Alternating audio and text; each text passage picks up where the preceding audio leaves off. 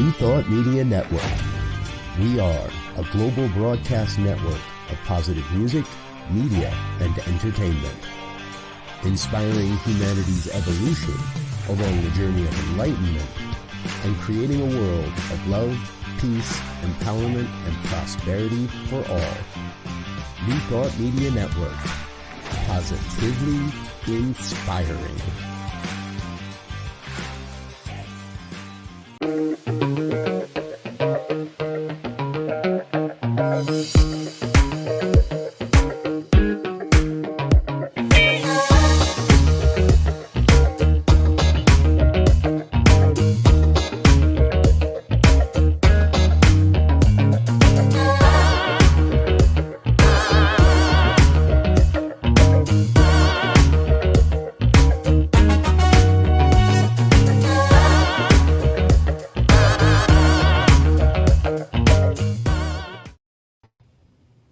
And hello again, dear ones. Reverend Robert hanging out behind the banner here. Good afternoon. Reverend Z right here. And Reverend Allie here. And this is New Thought Today for today, the 15th of October. I want to say August. The 15th of October. And here we are in the middle of October already. So welcome, folks. Thanks for being with us today on New Thought Today. This is the program where we get to talk to people from all over the New Thought movement, learn a bit more about their ministries, and share in the experience that is the New Thought movement as of today. So Reverend Allie is one of our dear friends. She has a show here on the program. And, Allie, you went to such great lengths to provide us with a great introduction and bio that I'm actually going to read it. So kick back, folks, hang on, here we go. For over 20 years, Allison Benjamin has been a pioneering voice in the human potential movement, passionately advocating for mindfulness, healing, and personal awakening. Through her teaching, spiritual counseling, and Enneagram coaching, she shares an empowering message of overcoming life's challenges, healing of traumas and loss, awakening, activating authentic power, and unleashing creative energy. Allison is especially passionate about working with women and facilitating groups, workshops, and retreats that support honoring diversity and celebrating unity. She paints beautiful art that embodies her passion and purpose in a series named Her Wings Appeared. I have always loved your artwork. She founded the Satya Center for Conscious Living in 2009, serving currently as its spiritual director. Reverend Allie received her ordination from the Emerson Theological Institute in 2010, has served the New Thought movement in several capacities, including president of the affiliated New Thought Network, board member of the Big Sky Retreat, and continues to support ministries throughout the United States. As an avid painter and nature enthusiast, she enjoys meditation, hiking, and traveling, lives with her husband near Salt Lake City, Utah, and close to her children and grandchildren. Allison is dedicated to speaking, coaching, and facilitating art and soul workshops. She's also involved with the Bridging Loss Healing Project and supporting individuals who have lost loved ones. I had it all the way until that last sentence there. Supporting individuals who have lost loved ones to accidental overdose, or suicide. Reverend Dr. Allie, welcome aboard. How are you today? I'm doing so well. I'm impressed. I just rewrote that bio, so hearing it spoken back to me, I can maybe make it a little shorter. But yeah, thank you. I'm doing really well and happy to be here. As you mentioned, I do have a show on the network, on the station, and this is different for me, being in the hot seat or being interviewed. So it's nice. Thanks for having me. Absolutely. And let's talk about that real quick. Your show, Growing Edge Live, happens on Mondays at 10 a.m. Mountain Time. And I always love it. It's kind of one of those off times for me. So most weeks I catch it, not every week, but most weeks I get to listen in at least and catch a piece of the show. And you've had an amazing lineup of really interesting guests on your program. Tell us a little bit more about the show. Well, Growing Edge Live, the premise is that we're all on the growing edge of our own evolution. And so the Growing Edge conversations are having conversations with those that are soul-centered, that are channeling their time, their talent, their energy resources, their creativity into doing good works in the world. So that really opens up the show to include just about everyone that I know anyway. And yeah, I've had just amazing guests over the last year and almost a half that I've been doing the show. I love to go deep with people. So my conversations are very into getting to know people, where they came from, how their upbringing was, what their spiritual life was, and then we talk about what they're doing in the world. And so I absolutely loved it. My guests seem to come back on the show, so I guess they like it too. And it really has become my ministry. I stepped away from doing pulpit ministry when COVID happened.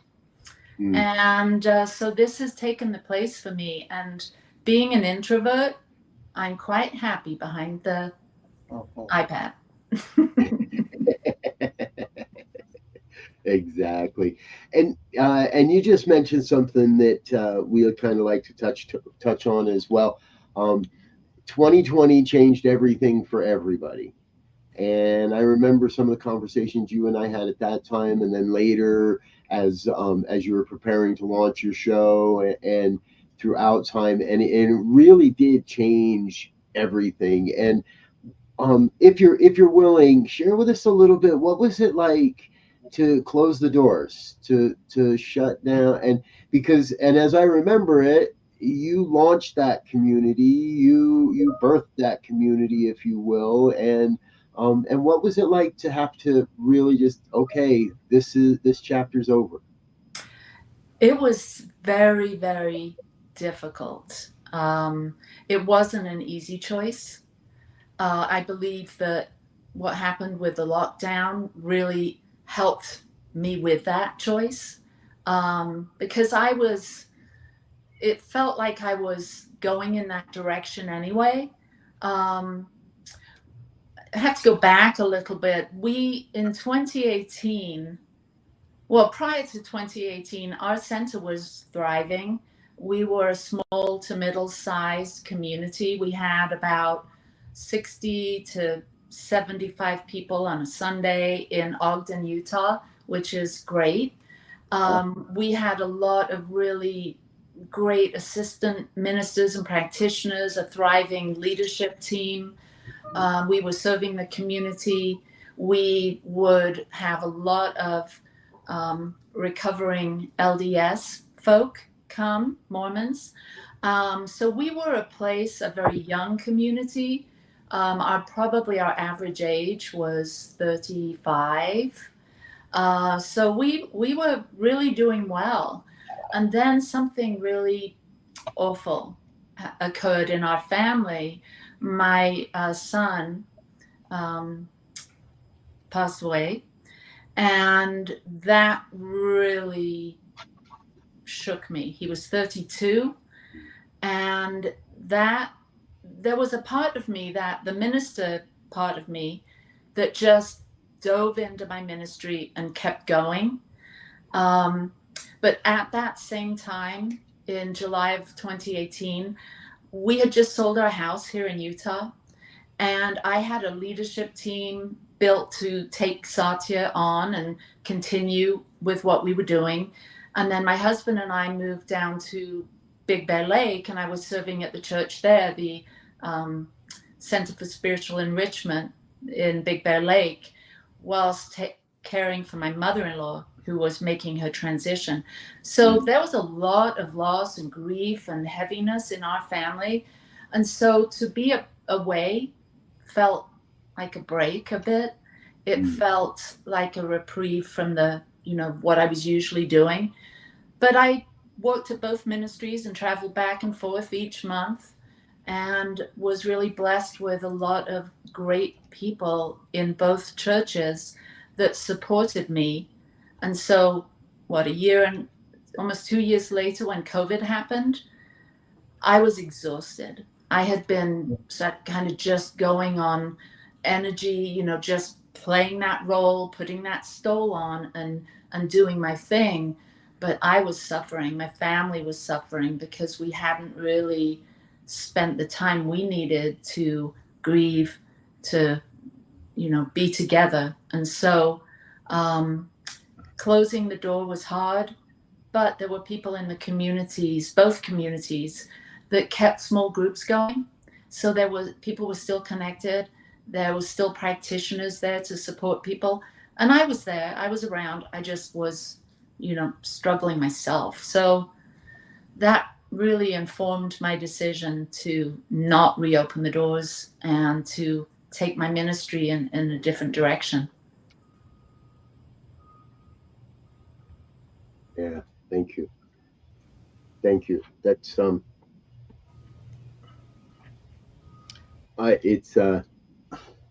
it sounds you've traversed a journey that I don't think any minister wants to traverse. Yeah, it's really hard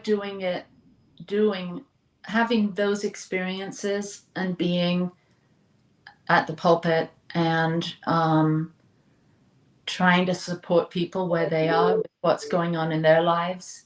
It was hard. And I can see why people would stay doing their job, because it's what they're used to and it does bring a sense of purpose. But I think I would encourage any minister that had this, significant loss to take some time off. Yeah, thank you. Yeah, and good for you, as they say, that you took that time, because one thing as ministers, oftentimes we just push on, and because we think it's some kind of duty or this, that, or the other. But I think all ministerial programs, seminaries, there's always that class, that reminder of self-care.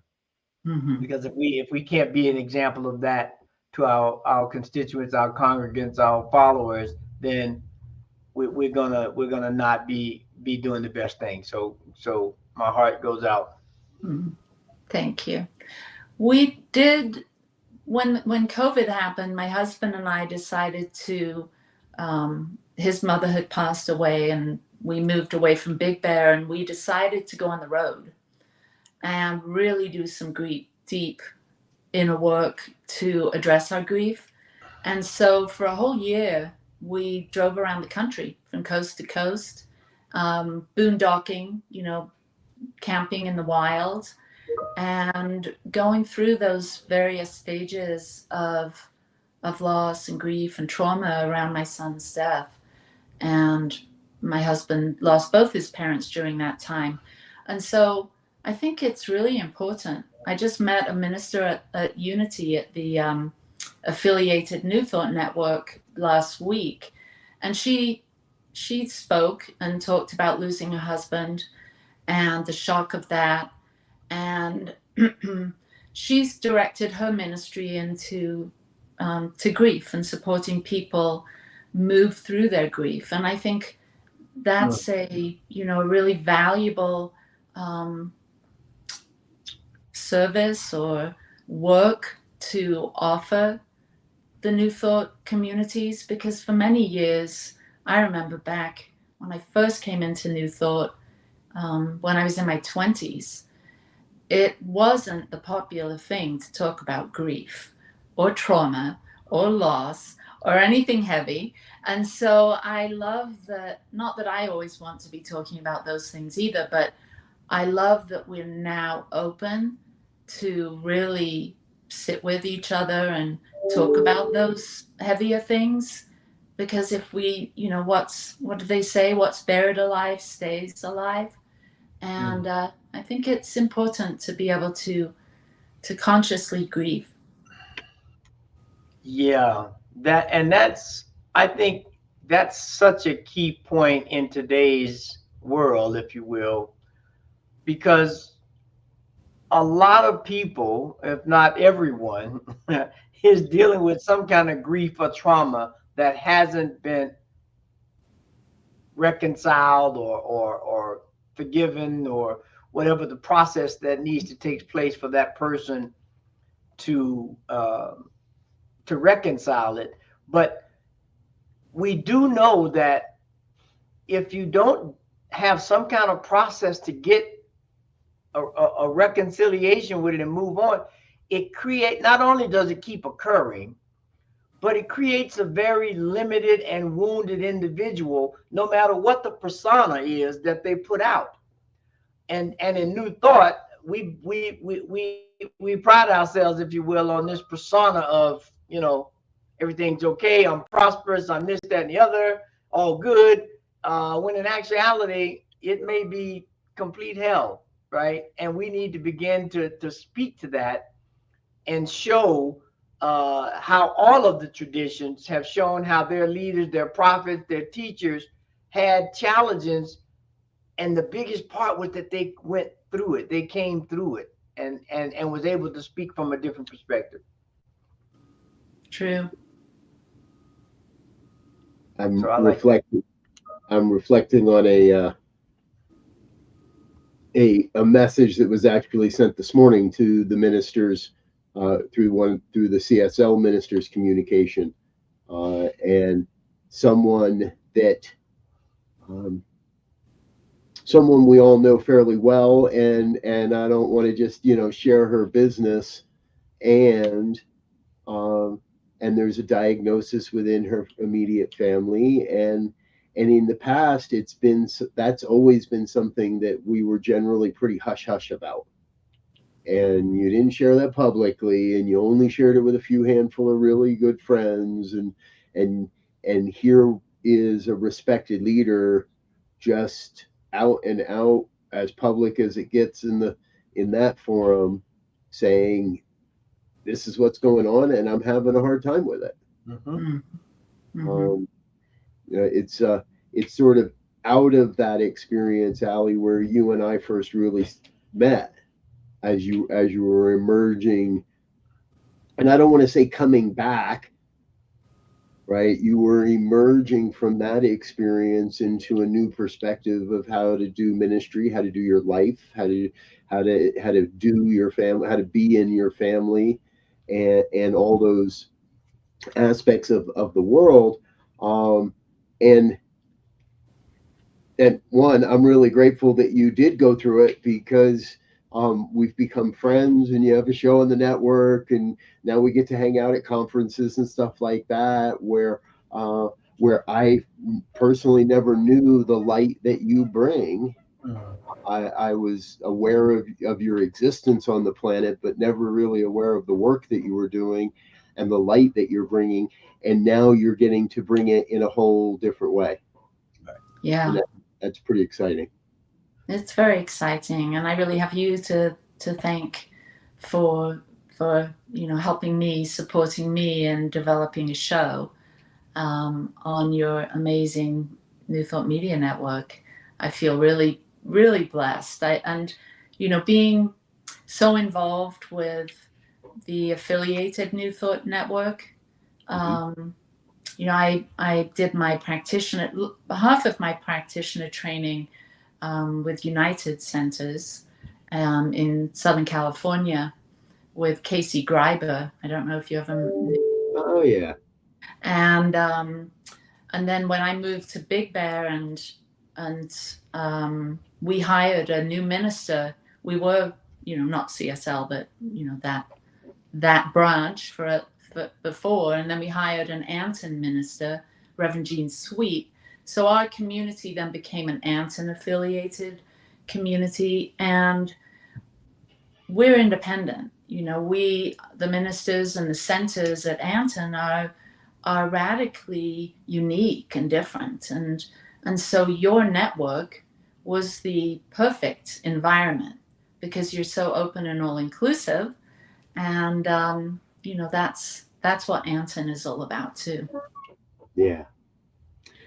And in all transparency, folks, I am a board member currently of the affiliated New Thought Network. But I love that is one of the roles that Anton plays, and it's one of the places where the vision statement of connecting the New Thought movement with consciousness and love really comes into play. Because it opens the door to greater possibilities of how we share this philosophy, how we share this way of life and this message, rather than what used to be the one preferred or the one subscription for success. Yeah.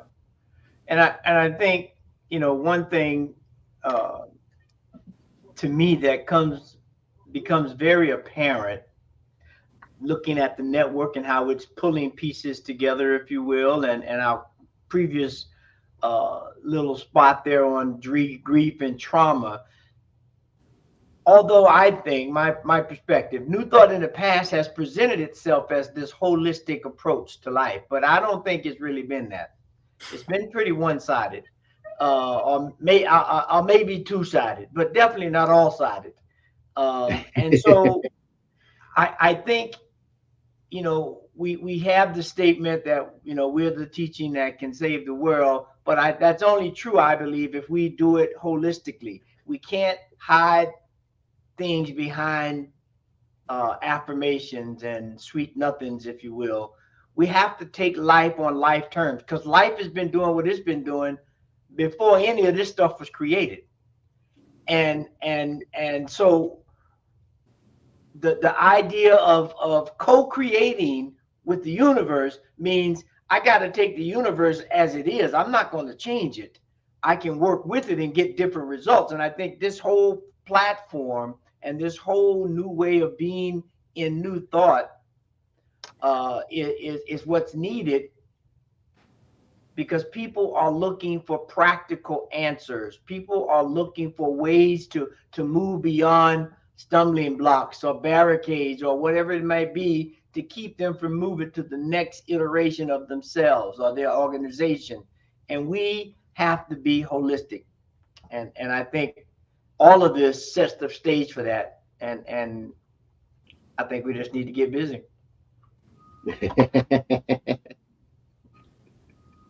Just getting busy. I love it. Perfect. So,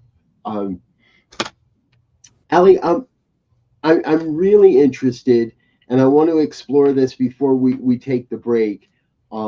Share with people how your art, and not just the art itself, but the actual awakening to the artist within, awakening to and her wings appeared. Share with the audience a bit about how all that comes into form for you. Yeah. Well, I've always been an artist. I've loved to draw and paint my whole life. My dad was an artist. And so that's always been a part of who I am. When we moved to Utah from Southern California back in 2003, I didn't have a community here.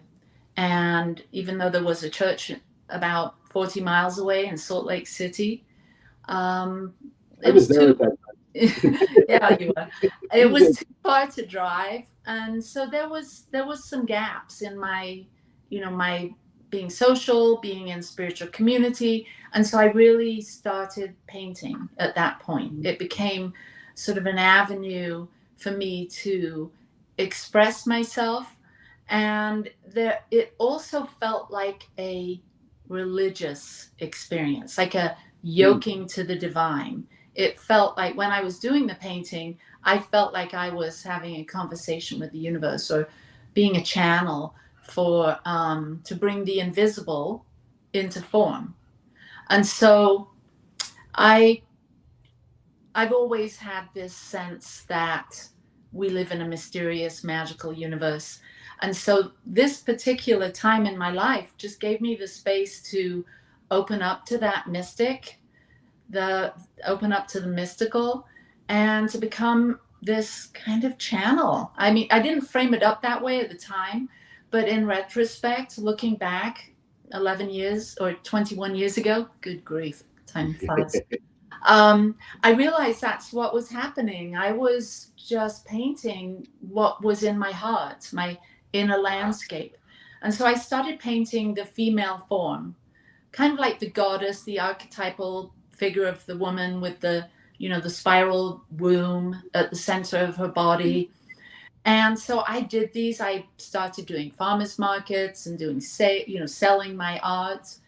And then fast forward 20 years, I started drawing wings on her, painting wings on them. And so my women, my goddesses, became a representation of the empowered woman, the woman that has so much to bring to the world. And alongside that journey, I've been very involved with women's retreats, women's circles. And so it just kind of all went hand in hand. And now I create cards, paint, originals that typically are bought by women that speak to them. I write poems too to go along with my art. And so it's an experience. It's a gift that you would give to yourself to say, I'm beautiful, I'm worthy, I'm strong, I'm powerful. So my art has a particular message, and it has a particular sort of, acts as a sort of an activator to help people fall in love with themselves. Beautiful. And I know that some people aren't, but this is just a little example of one of my women with wings. And so you can see that, they're simple, but they're very meaningful, and they act as a catalyst for a lot of people to really explore what's in their heart. Yeah. I love that phrase, providing the opportunity to fall in love with ourselves. Right? Supporting people in falling in love with themselves again. Mm-hmm. Or maybe for the first time. Beautiful. Yeah. Mm-hmm. Hey, folks, we do need to take a break. Let a couple of our sponsors say hello and let Allie grab a sip of water and a breath. But we've got a whole nother segment coming, and we're going to be back with more on New Thought Today in just a moment. Stay tuned. Stay with us. Hit the like, share, and subscribe buttons, and give some of our advertisers a little bit of love here. We'll be right back.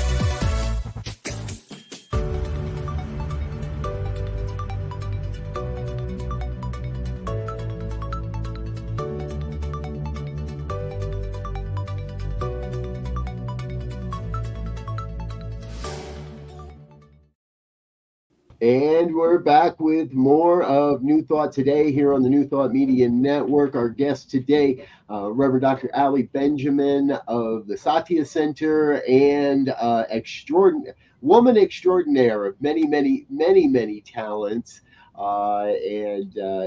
We've been reflecting a little bit on the affiliated New Thought Network's retreat from last week and a bit about Allie's ministry. And before we move off of that talk, I would love to find out, Allie, because we didn't practice this, but what would you say was perhaps your favorite or most transformative experience of last week?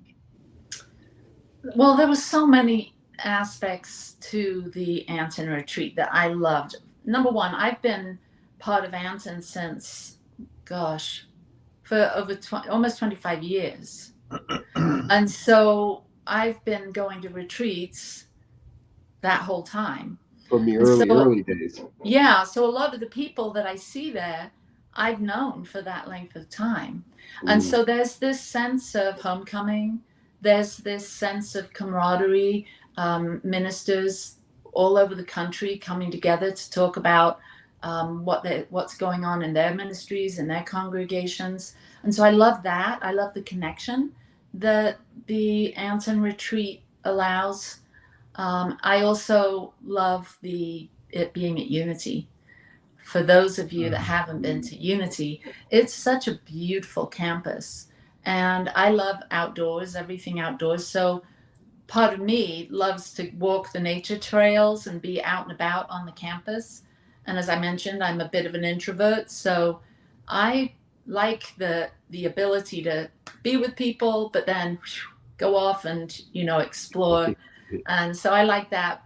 But I think this year, the highlight for me was to see the leaders of Divine Science, of CSL, of Sheila McKeithen from the Bahamas, and help me out, Unity. Who Unity, else? Yep. So those were the primaries, right? Unity leadership, Divine Science leadership, religious science leadership, and a number of other people that are in leadership in various ways, but maybe perhaps not with the big named organizations or what we often think of as denominations, but much as I don't like that word. So yes, it was a great collection of really, in my opinion, powerful New Thought thinkers. Yeah, it was great. It was, I know when I was serving as president, from 2016 to 2020, I was part of the reforming of and I had asked Dennis Merritt Jones to come and work with us to do a process to help us land on a new mission vision statement. And that was an amazing time of really clarifying what it is we want for Anton. And it really was that connecting the New Thought movement in love and consciousness.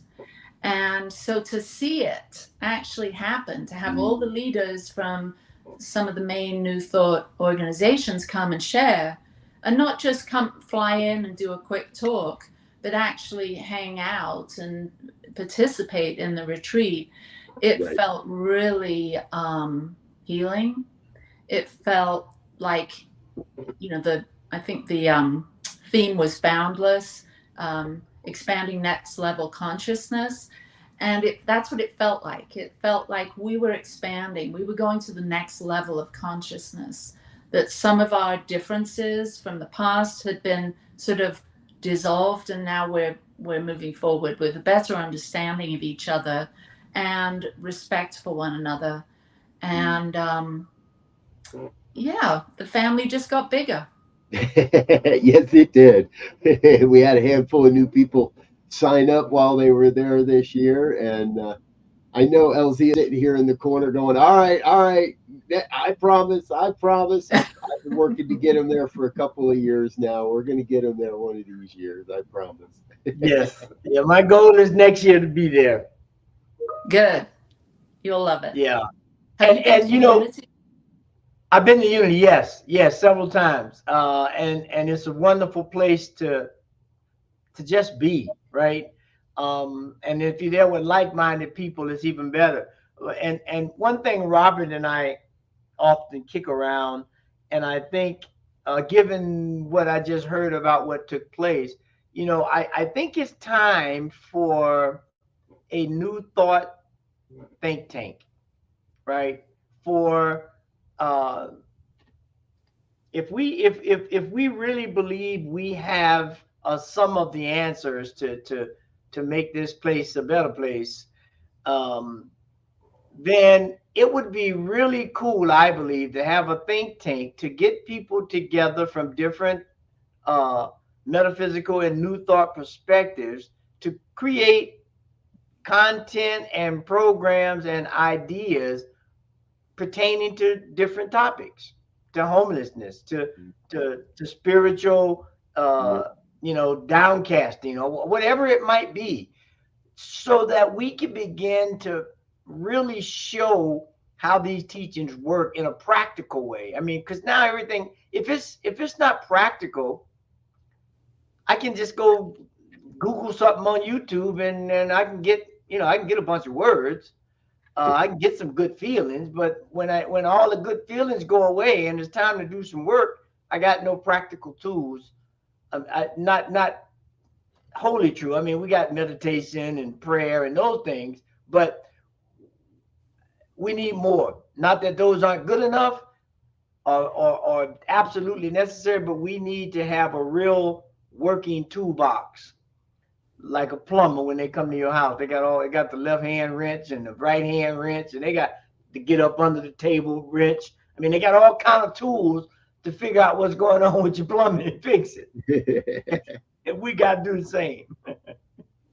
Yeah, I agree. I was thinking when you were sharing that, I was thinking of years ago when Barbara Marx Hubbard was, organizing her movement and really had a plan, like a well-structured idea of how to bring, metaphysics, new thought into society. Yeah. I don't know what happened to all that, but I think it's happening. It's just not as organized and structured as we could, we can't really name it because these teachings have gone mainstream. And, how do we now bring elevated consciousness or expanded consciousness into healthcare, into government, into the schools, into industry, into science? I mean, I think we're moving in that direction. It's hard to measure it, I guess. And I think, just for the exact reason you said, that it's gone mainstream, they're being appropriated for not the original intent, right? Not getting stuck on any traditionalism or any of that. You think about mindfulness and meditation, right? Well, now that's almost, 10 years ago, for sure 20 years ago, that was nowhere on a corporate anywhere. Now it's part of everything. And in some cases, it's being, I think, used in a capitalist kind of perspective. And so if someone is fed up with capitalists, they're going to throw that thing out with the capitalism. Or anything in that vein, as opposed to saying, here is a thing that can be used in any arena: healthcare, education, government. Here is the raw material. Take this raw material and use it as you will in the various situations, but understand what you have with the raw material. And I think that's what we need to begin to do as New Thought metaphysicians, is go in that direction. And like real quick, for example, Isaac Newton, who people respect immensely for his gravity thing and all of his math and all of the stuff, very few people know or respect his metaphysician stand on a lot of things. And that he was a real serious metaphysician that influenced the work that they take for just the gospel, without understanding what that metaphysical platform did to push that forward. Well, I think that, for me, as I mentioned, we closed the door to our spiritual center, and our practitioners have sort of gone off into their own ministries, into their own practices, me included. I'm a coach now, and I use a blend of what I've learned in studying metaphysics, in studying New Thought, and most recently the Enneagram. And what I see as being a path for me and for many is to support everyone and everything the best we can by coaching, by helping people improve their lives, helping people to come together in teams, whether it's at the board table or at the business meeting, to understand who they are and how they show up and what their blind spots are and what their strengths are. So I see that these teachings have kind of morphed and blended into things like the Enneagram that will be a way of helping people to establish the consciousness for what it is they want to experience in their lives, in their work, and that will just ripple out. So that's how I see. I grew up in a family of athletes. Both my parents were Olympic athletes. And so I, at a very young age, saw the importance of having a coach. And many people do. People that are, it's so popular these days for people to have a coach, business coaches, even, high up at the top of the CEO level, people are hiring coaches. And I think that's a way that us metaphysicians can, get these principles, these amazing principles into the mainstream even deeper for practical reasons. The old, from my perspective, the old model of church community serves the beginning student, the early student, the newer student really, really well.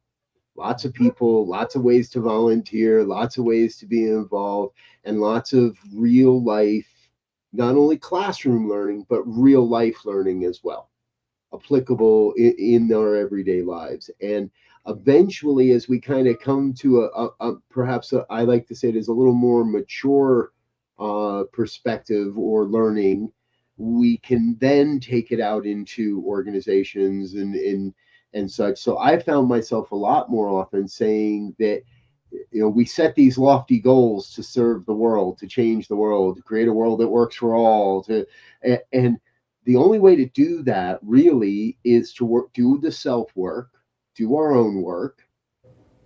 And that isn't a linear path. It isn't start here on September 1 and by December 10th, you'll be enlightened. It is the ongoing work, as you were talking about earlier, Ali, right? Do the grief work. Take time away to do that type of work. Do the things that when somebody recently made a suggestion to me about somewhere I might want to do some forgiveness work. And it's easy to say, oh, I've done all that forgiveness work for myself, but have I done it at the organizational level? So we heal ourselves, we come to know this deeper truth for ourselves, get our own stuff in order, and then we can serve and support the organizations that we love and that we're a part of. And that is how we're going to create a world that works for all. So being able to, and I love what you're saying, right? Because the corporate CEO isn't necessarily going to church,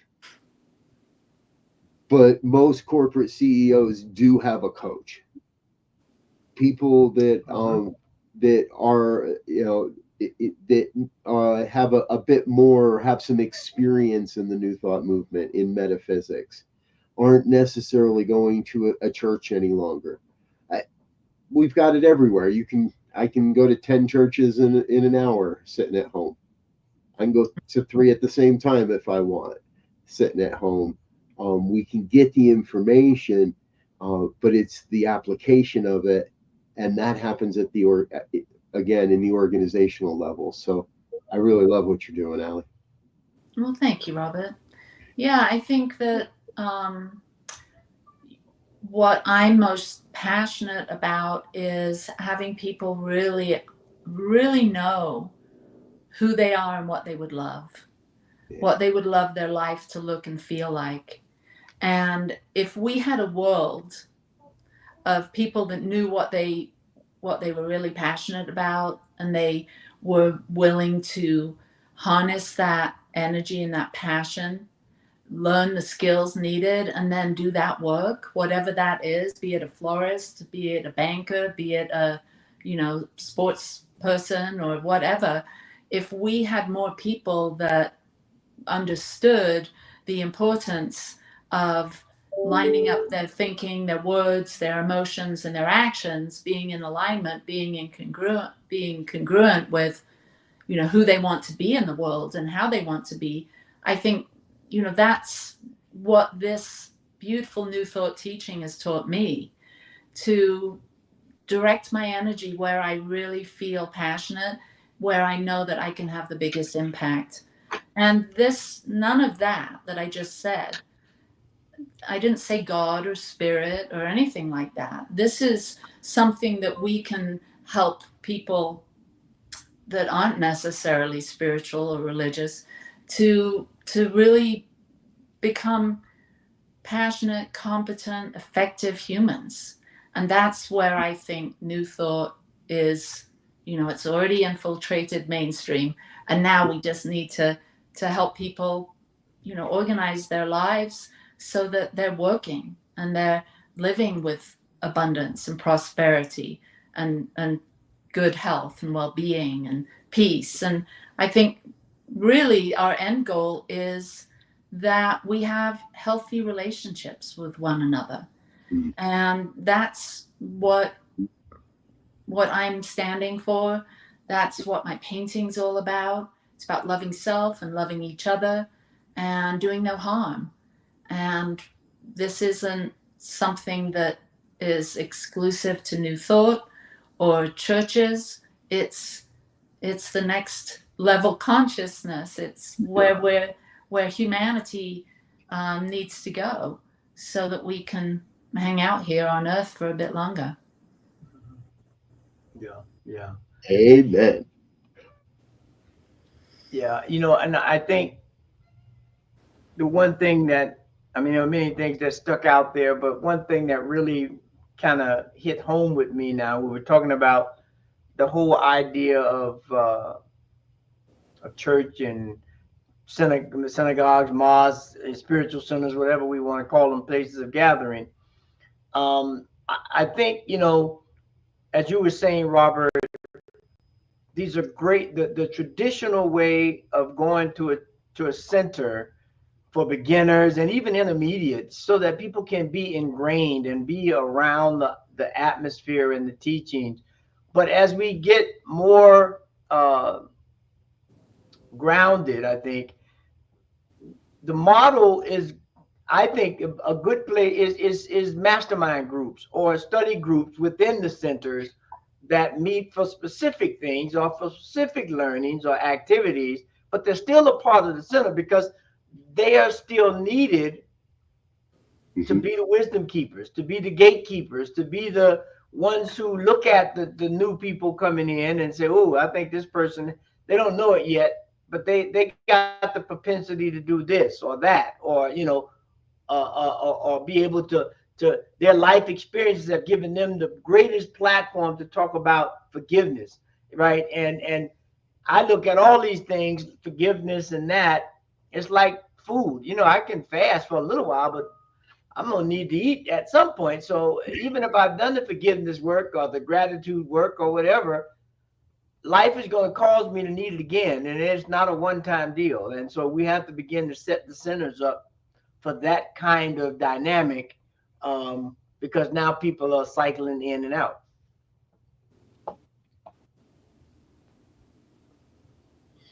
It's a brave new world. Yes. In the world of, from my perspective, of metaphysical or new thought spiritual communities. There is so many opportunities. And whether somebody's in an existing center or doing more of a focus-based ministry like yourself, Allie, like myself, and Elzia is more based in a community basis, and looking for how do we chart a new course forward. Mm-hmm. How do we really redefine the markers of success? And how do we not only redefine the markers of success, but support people in saying yes to a different way of doing it? Mm-hmm. Heck, it's been almost 10 years that we've been sitting around talking about the fact that the plop, pray, and pay model of ministry is going away. And here we are a decade later, and I still see it in so many places.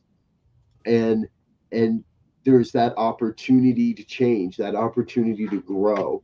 And I know, Z, that your community is doing something different. Let's talk about that for a minute. You stopped doing your traditional Sunday service, but only one Sunday a month, which I kind of like Right. the idea. And so one Sunday a month, you're doing something completely different. Tell us a little bit about that and the success that I understand you're seeing. Yeah, so on the fourth Sunday, we now have what we call the community cafe. And so we have myself or one of the practitioners give a 15-minute introduction to something, right? This fourth Sunday, we're going to be doing it on faith and affirmative prayer. We bring food. We have people, we provide some food. We have people to bring food. And then we do the 15, 20-minute talk, check-in. And then the rest of the time is conversation about that topic, how it fits, what it means, how do we use it. And it's been going well. We're finding out that the topic obviously is key. And the more we can get a topic close to a spiritual, secular kind of a motif, if you will, we get more people. Because again, people are looking for, how do I apply these things into my life? I can get somebody to talk to me and give me a PowerPoint anywhere on the internet. But I need to be able to have interaction and see how other people are doing it and see what their success is or what their failure is. And then, make a connection. I'm having the same issue. Let's work together. Let's talk together, which is what community is.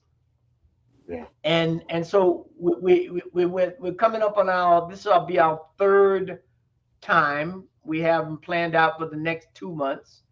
We're going to be doing one in November. It's called First Turkey. It's going to be like the first Thanksgiving kind of meal, and we're going to talk about thankfulness and gratitude and how did that show up. And then in January, I'll be doing one on sacred astrology. So we'll be able to have that there. So we're looking at how can we begin to give people, as the song said, we got to give the people, what they want. And if what we are giving them, they're not wanting it, they're not going to partake. But if we do, they will partake. And then we can begin to show how, you remember this old traditional thing?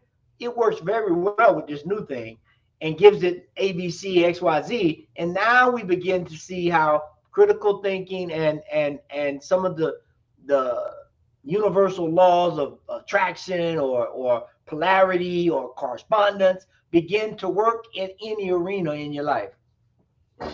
Beautiful.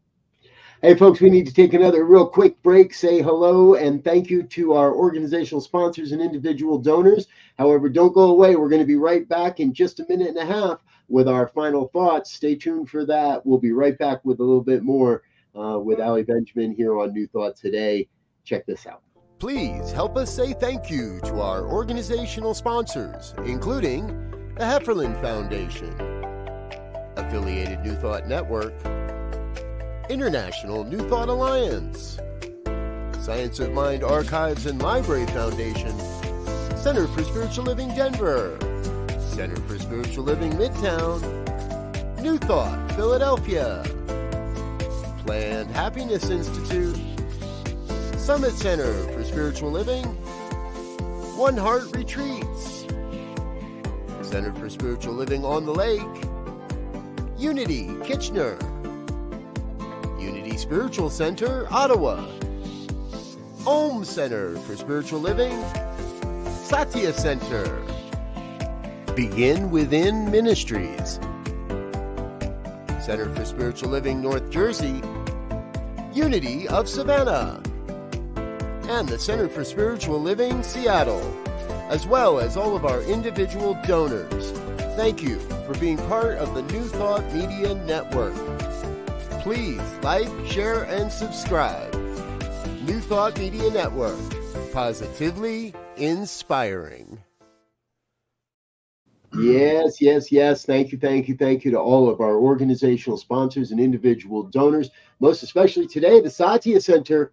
I saw your logo go flying by there, Reverend Alley. Thank you so much for your support of the network and your participation. Folks, if you'd like to catch up with Reverend Alley, you can do so on her podcast, on her website. You can go to satyalive.org, and you'll see there we've got her website up. You'll see a little bit more about her mission, vision, and offerings as well. So please do check that out when you get a chance. And I believe there's an email on there where people can click the button and get in touch with you as well, correct? Yeah, we have a weekly newsletter that goes out. Yeah. And a weekly newsletter. Beautiful. Sign up for that, folks. All right. And please give her Facebook page a like, share, or subscribe as well. If you're already subscribed to ours, go over and subscribe to Growing Edge Live as well. So final thoughts for the day. Z, you get to kick us off. Yeah, I think the final thought for today is collaborate. We have to begin to collaborate more and share ideas and figure out meaningful ways to bring this teaching to all aspects of life, corporate, personal, private, you name it, we got it. Let's get it done. There we go. Dr. Ali. Yeah. Well, my message is to love yourself and to really be who you want to be. It's up to you to be that person. Don't wait. Just do it now. I like that just do it now part a lot. Like, and I keep reflecting in all of these conversations, right? We are that small group of committed individuals that Margaret Mead spoke about. And we've got to stop talking about it, and we've got to stop just teaching only beginners. I believe it's time to demonstrate and to be that living example and do it and get out there and do it. There we go. Sounds good. All right, folks, that's about all we've got time for this week. Please do join us again every week, 2 o'clock Tuesdays here on the New Thought Media Network. Big shout out to Reverend Stacy Hilton for her appearance with us last week. And next week, it's a semi-solo week, just Elzia and I. But we've got something in store for you that I think you're going to love to hear more about. So come check that out next week. We'll be back here again. And of course, stay tuned to New Thought Media Network throughout the week.